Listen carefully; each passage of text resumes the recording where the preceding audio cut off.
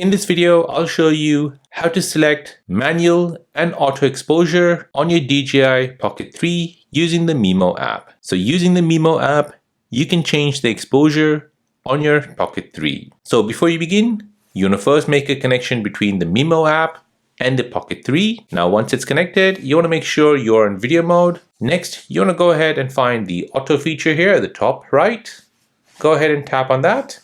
Now once you do this, you'll get this menu appear. So currently it's set to automatic. So the Pocket 3 will choose all the values for you. So for example, right now it's 1/100, 90 ISO and at 1600 ISO. If you want to change this to manual exposure, go ahead and select M. And now you'll be able to select the exposure. So you can change the shutter speed, then you can change the exposure. And once you're happy with that, you can go ahead and start recording. And there you go. That is how to select manual exposure on your Pocket 3 using the Mimo app. Now, if you're new on the channel and you want to find out more about your iPhone, your Android phone, or any other social media apps, then don't forget to subscribe to this channel. Hit the like button if you find this video useful. Thank you for watching and see you in the next one.